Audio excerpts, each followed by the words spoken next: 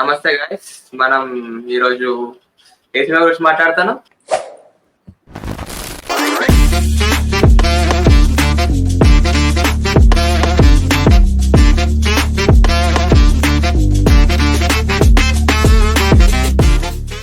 Hello guys, firstly happy 78th independence day.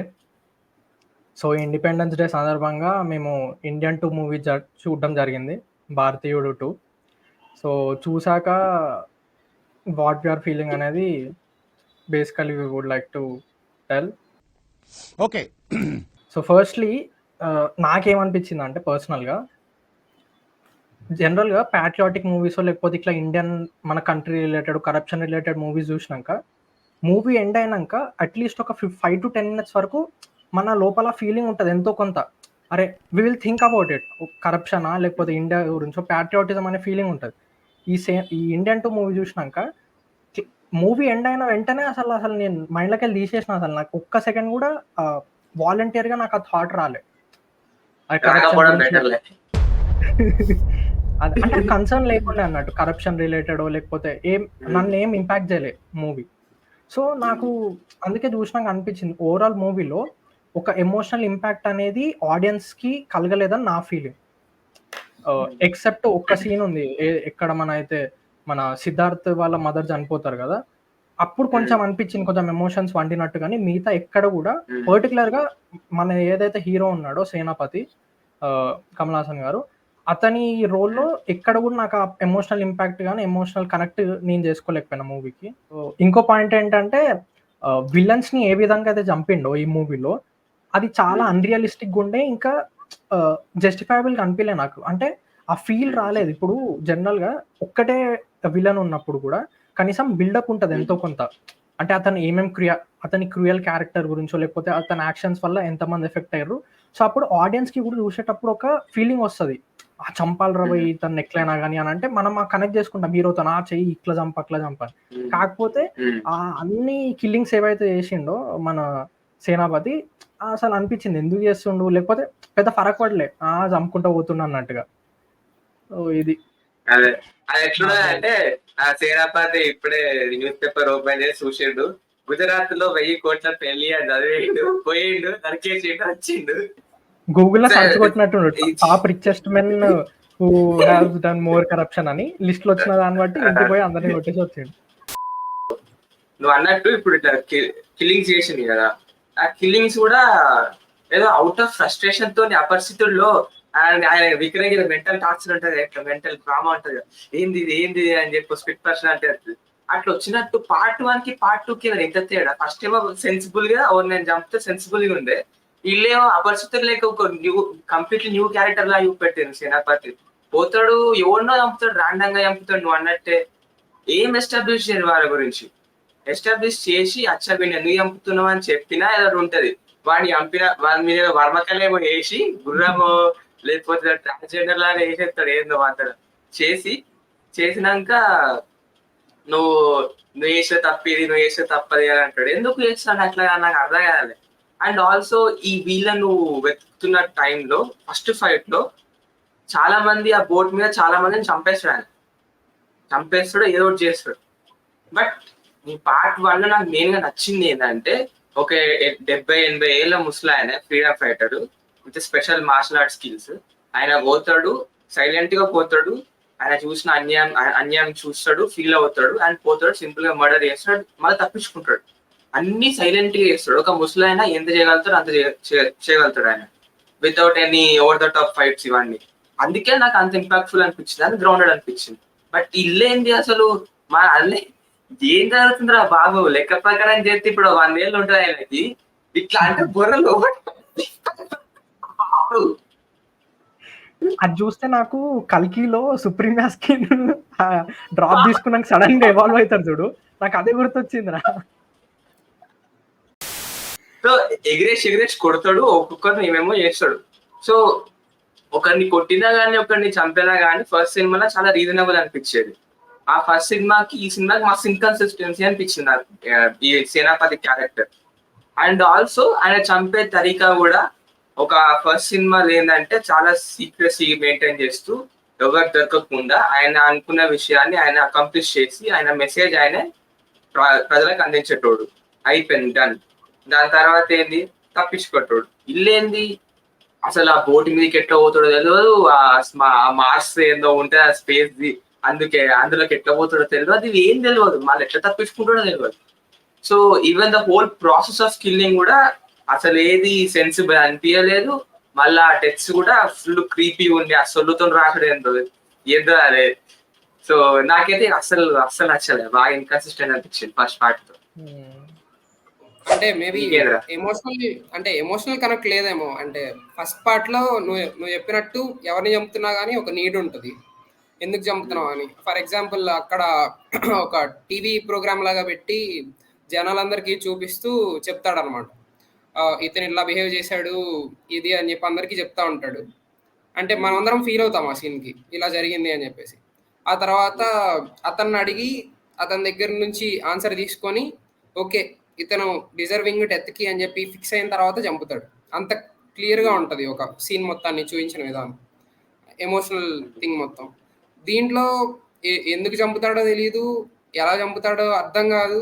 అంటే ఒక grand స్కేల్లో ఒక మూవీ తీయాలి అని చెప్పి ఫిక్స్ అయ్యి ఒక మంచి కాన్సెప్ట్ ఎమోషనల్ కాన్సెప్ట్ ఉంది, బట్ దాన్ని వదిలేసి అంటే ఇండియన్ పార్ట్ వరకు పక్కన పెట్టి మిగిలింది చూస్తే ఎక్కడ కూడా అట్లా అనిపించదు అనమాట. ఏదో ఒక గ్రాండ్ స్కేల్లో తీయాలి కాబట్టి ఫస్ట్ ఏమో పెద్ద ఒక అడ్వర్టైజ్మెంట్ షూట్ లాగా ఫస్ట్ సాంగ్ పెట్టి, ఆ తర్వాత గుజరాత్లో పెద్ద గోల్డ్ సెట్ వేసి, ఆ తర్వాత ఆ మార్స్ ట్రైనింగ్ ఏందో అదంతా, అంటే ఒక ఇమాజినేషన్ చేసుకొని రిచ్ పీపుల్ అంటే ఇట్లుంటారు ఏంటేంటో విచిత్రమైన పనులని చేస్తూ ఉంటారు.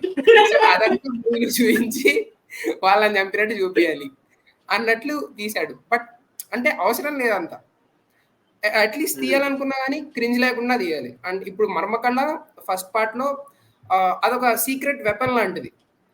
అంటే అరే ఇతను పెద్ద అతను కదా, అంటే అసలు ఎట్లా ఫైట్ చేస్తాడు, ఎలా సస్టైన్ అవుతాడు, ఇతనికి ఇంకేం లేదు కానీ ఇతనే గెలవాలి అని మనం అనుకున్నప్పుడు అది సడన్ గా బయటకు వస్తుంది, అతని దగ్గర ఈ విద్య ఉంది, ఇట్ ఈస్ హిస్ వెపన్ అని చెప్పేసి అనిపిస్తుంది.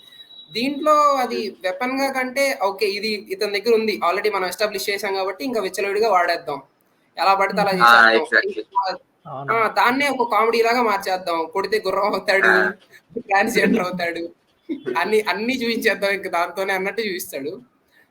చాలా క్రింజ్గా అనిపించింది. బట్ ఎమోషనల్ పాయింట్స్ చాలా ఉన్నాయి కానీ బట్ స్టిల్ అంటే దీనివల్ల బాగా డిస్ట్రాక్షన్ వచ్చేస్తుంది. అంత బ్యాడ్ సీన్స్ చూపించిన తర్వాత we cannot connect to the movie. Like నువ్వు అన్నట్టే మనం ఎప్పుడు ఈ సినిమాలో సేనాపతికి రూట్ చేయం, ఇన్స్టెంట్ ఎందుకు వచ్చిండ్రు ఆ బాబు చెడదొప్పుతాడు అనిపించింది అసలు ప్రతిసారి. ఈ ఇండియన్ టూలో ఇండియన్ ఎందుకుంటాడు రా అనిపించింది నాకైతే.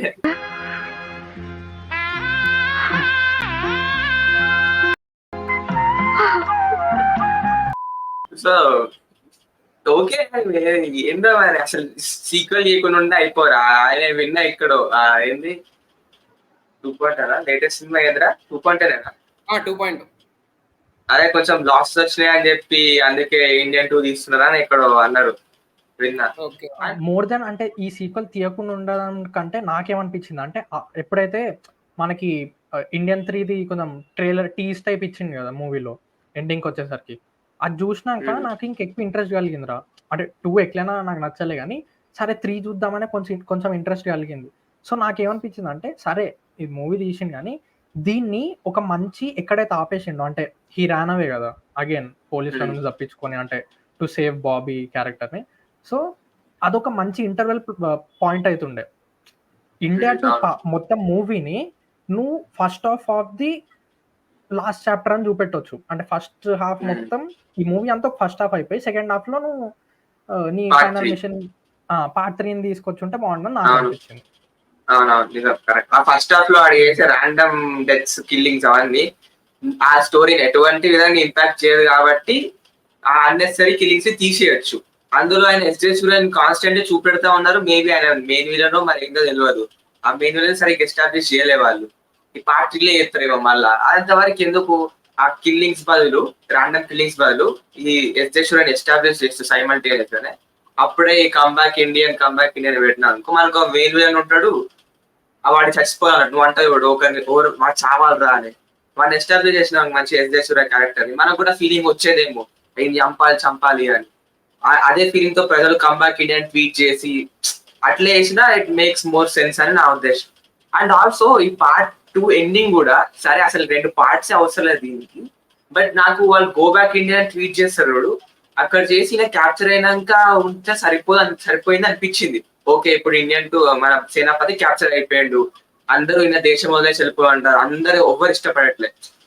ఒకవేళ ఆయన క్యాప్చర్ అయ్యి ఆయనను ప్రజలు ఇష్టపడ్డా కానీ అని అనుకోవచ్చు ప్రజల ఫోర్స్ వల్ల ఆయన విడిపిస్తారేమో అని, బట్ అట్లా కూడా కాదు, అందరు ఆయనకి ఎగనెస్టే ఉన్నారు. సో నెక్స్ట్ టైం అయితే యాంటిసిపేషన్ ఉండే, దాన్ని ఏం చెడదొప్పిండు ఈయన కిడ్నాప్ చేస్తాడట. ఆ సూట్ అది కన్వీనియన్స్ ఏదిరా, వర్మ ప్రూఫ్ ఇప్పుడు నా పేరు ఉన్నాయి వర్మ ప్రూఫ్ అని సూట్ ఉంటది, ఆ సూట్ ఇష్యూ దొప్పుతున్నాడు, ఎందుకు తీస్తున్నాడు తెలియదు. మళ్ళా క్రేజీరా అదైతే అసలు ఇట్లా పెట్టి ఇట్లా అంటాడు ఏమైనా అవుతాడు. ఆ లోకల్ తో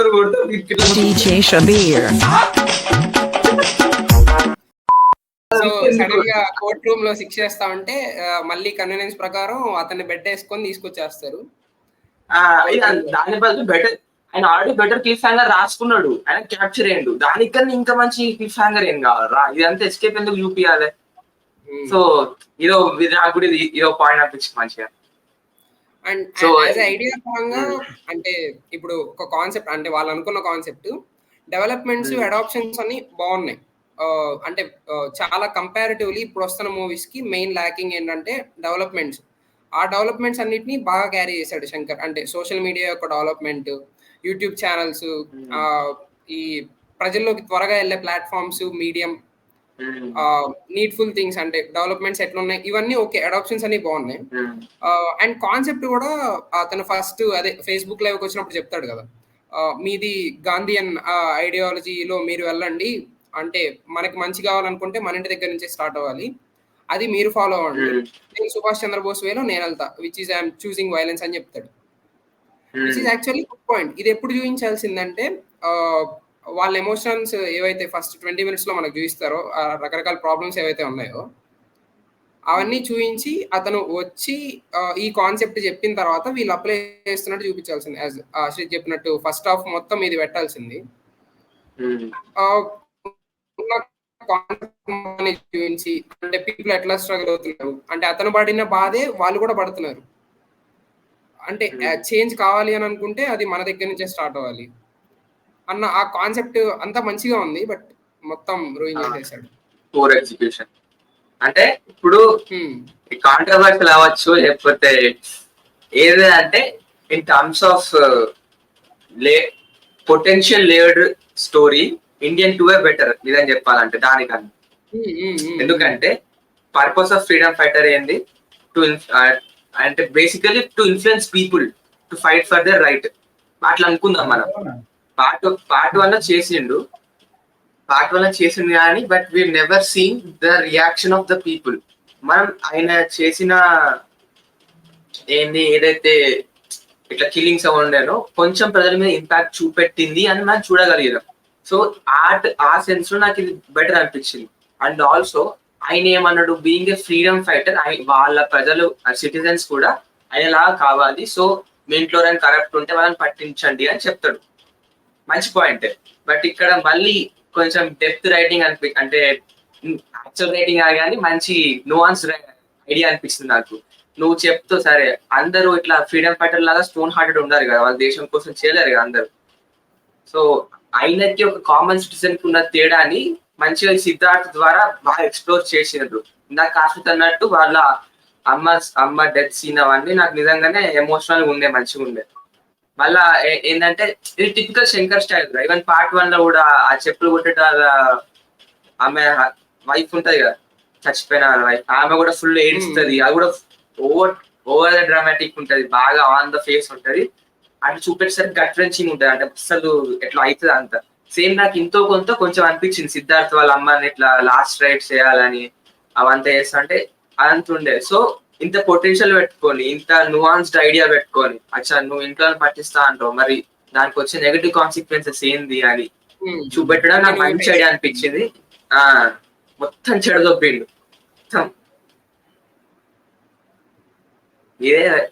ఇది ఒకటే పాజిటివ్ అనిపించింది నాకు. Actual growth from Indian 1 to Indian 2 ఇదే న్యాచురల్ గ్రోత్. ఇంకా యాక్చువల్ మిగతాన్ని ఉల్టా పోయినాయి. సో పీపుల్స్ రెస్పాన్స్ ఎట్లుంది అంటే వాళ్ళు ఎలా రియాక్ట్ అవుతారు, వాళ్ళ ఇంట్లో ఒక ప్రాబ్లం వస్తే అంటే ఫస్ట్ నువ్వు దేశం గురించి మాట్లాడేటప్పుడు లేకపోతే డెవలప్మెంట్ గురించి మాట్లాడేటప్పుడు నువ్వెలా ఉన్నావు, డెవలప్మెంట్ ఎలా ఉంది అని థింక్ చేసుకోవాలి అని చెప్పి ఒక జస్ట్ ఒక ఐడియాని అట్లా రూట్ చేస్తాడు. బట్ అది తప్ప అన్ని చూపిస్తాడు మూవీలో. 2 రోజులు దీని గురించి సంఘర్షించాం. సో ఒక రోజు చూసాం, ఒక రోజు డిస్కస్ చేస్తాం.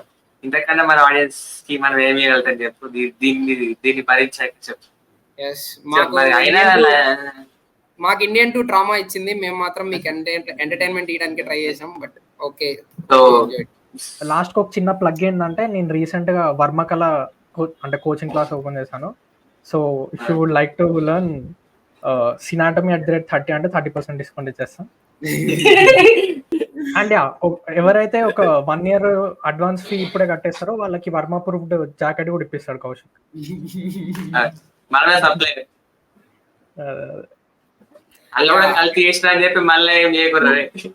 టూ ఇయర్స్ ఫీ ఒకేసారి పే చేస్తే ఇండియన్ 3 కి ప్రీమియర్ షో టికెట్స్ బుక్ చేస్తాం. ఓకే అందుకే కదా మనం ఆఫర్ చేసేది, మన పైసలు సేవ్ అవుతాయి. ఎంతకి తెగించారా?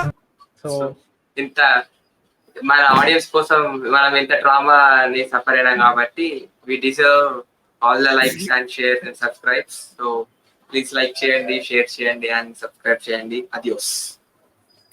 By guys. Wait a minute. Please like చేయండి, షేర్ చేయండి అండ్ సబ్స్క్రైబ్ చేయండి. అడియోస్.